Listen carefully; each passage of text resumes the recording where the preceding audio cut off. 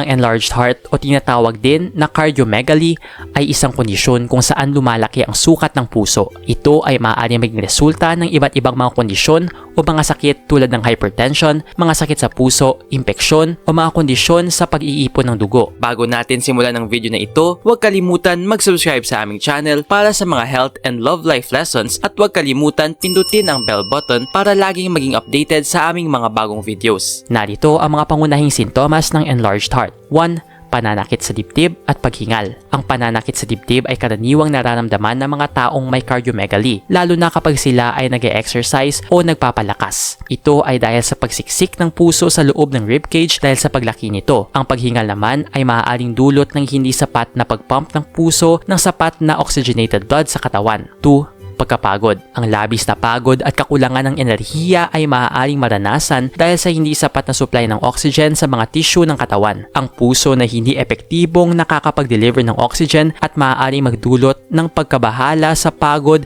kahit sa simpleng gawain lamang. 3. Pananakit ng ulo. Ang hypertension o mataas na presyon ng dugo ay maaaring makadulot ng mga pananakit ng ulo sa mga taong may cardiomegaly. Ito ay dahil sa pagsisikap ng puso na itulak ang dugo sa pamamagitan ng mga arteries na madalas ay nangangailangan ng mataas na presyon. 4. Edema. Ang enlarged heart ay maaaring magdulot ng retention ng tubig sa katawan na nagreresulta sa pamamaga ng mga paa, binte at tiyan. Ito ay dahil sa hindi sapat na pump capacity ng puso na makapagdala ng dugo sa normal na rate. 5. Palpitations. Ang irregular na palpitations o kakaibang pagtibok ng puso ay maaaring maranasan ng mga taong may cardiomegaly. Ito ay maaaring dulot ng hindi maayos na pagpapadala ng electrical signal sa puso dahil sa mga pagbabago sa estruktura nito. Nag-enjoy ka ba sa video ito? Please hit the like button and subscribe sa aming channel para sa iba pang video tulad nito. Salamat sa panonood!